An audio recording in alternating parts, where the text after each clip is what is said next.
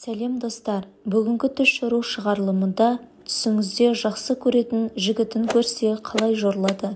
Ең алдымен каналыма тіркеліп қоңыраушаны басуды ұмытпаңыздар. Ал ендеше бастайық. Түсіңізде сүйіктіңіз сіздің атыңызды атаса, ол сізді өте бағалайды деген сөз. Түсіңізде жігіт сізге тесіліп қараса, ол толқу мен алаңдаушылықты бастан кешіруде. Жас жігіт сізден жасырынса, ол байсалдылық қарым-қатынастан қорқады.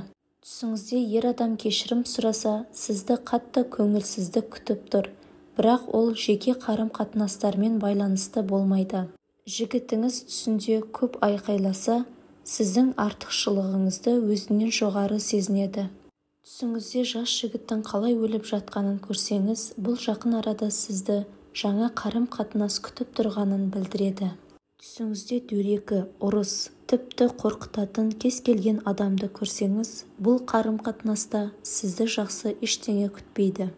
Түсіңізде сүйікті адамнан сыйлықтар алу, ол сізден алғашқы қадамды күтуде. Түсінде жігіт қызға гүл сыйласа, бұл қос арманды білдіреді. Ер адам түсіңізде сізді қорласа, бұл сіздің қарым-қатынасыңыз ауыр болатынын көрсетеді. Түсінде ер адаммен көшеде келе жатқан болсаңыз, жақын арада тағдырыңыздың өзгеруі мүмкін.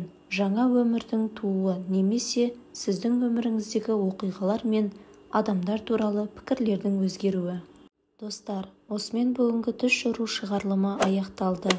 Видео ұнаса, лайк басып, каналыма тіркелуді ұмытпаңыздар.